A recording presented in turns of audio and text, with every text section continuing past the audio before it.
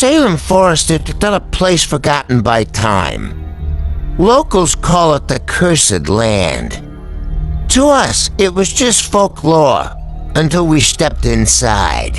I'm Dita, the narrator and scriptwriter for this documentary. With me, Andra, our cameraman, and Jaka, our local guide. We had no idea. We were filming our own ending. Our steps crushed the wet leaves beneath us. The birds were gone.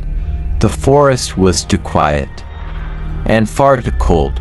Then I saw it, an old doll, hanging from a tree. Its mouth sewn shut, eyes pitch black.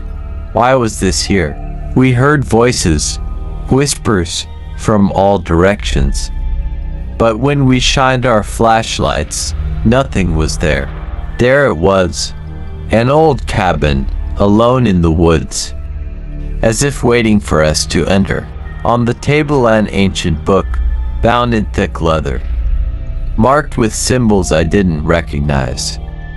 I opened it and saw scratched out names, including one, Dita.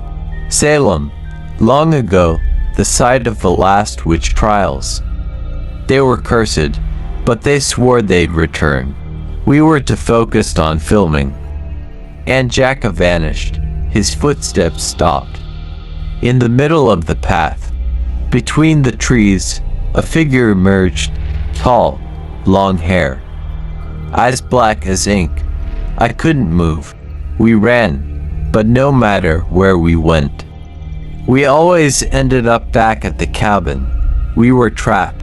Dita started speaking, in a voice that wasn't hers. Her eyes turned white. That wasn't Dita anymore. Andra kept filming, his hands shaking, but he knew.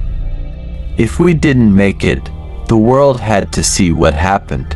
Dita drew symbols in blood in the center of the circle. She laughed.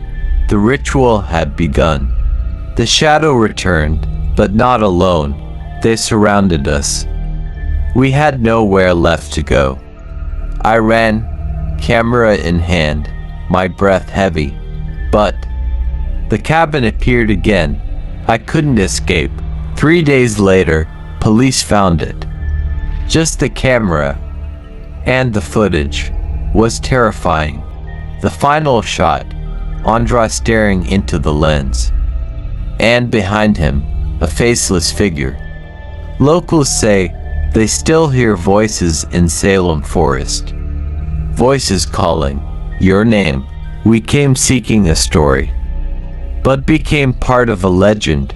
Salem Forest never lets anyone leave.